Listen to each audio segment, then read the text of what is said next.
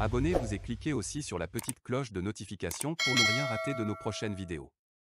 N'oubliez pas de partager aussi la vidéo et de la liker. Afrique N24. Togo, drame dans le Kenjal, que s'est-il réellement passé? C'est la plus grande question qui taraude les esprits depuis quelques heures.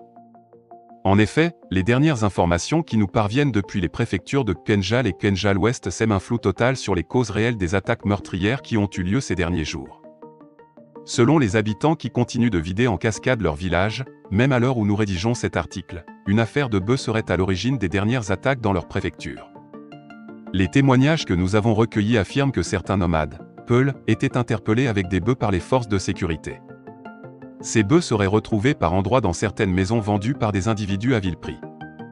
Comment est-ce que les bœufs se sont retrouvés sur le marché? Personne ne sait.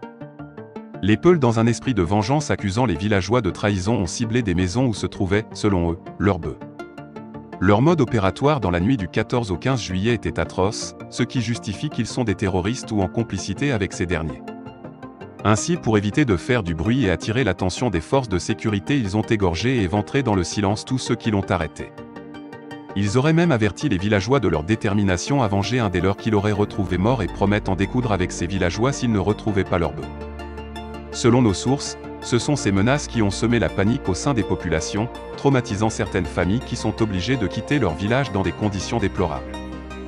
À Borgou par exemple, certains parents qui auraient acheté ces bœufs ont quitté leur village abandonnant leurs enfants. L'on apprend également que dans la débandade, certains habitants auraient perdu la vie dans la nuit du 16 juillet, dans un accident alors qu'ils étaient tous embarqués dans un tricycle à 5 km de Borgou. Nous tentons en vain de joindre les membres de cette famille. Nos sources nous renseignent également que malgré notre alerte la nuit de samedi 16 juillet 2022 sur une probable nouvelle attaque qui faisait fuir les populations, des maisons ont été visitées cette nuit par ces Peuls, djihadistes. Dans certaines maisons, ils n'ont retrouvé que des femmes et ont laissé des messages de menaces contre leurs maris. Certaines sources proches de la sécurité nous confirment que ces Peuls qui étaient arrêtés sont suspectés d'être des djihadistes venus du Burkina. Ils auraient arraché des bœufs chez les nomades au Burkina pour pouvoir traverser le Togo et s'installer dans nos villages. C'est donc eux qui sèment la terreur.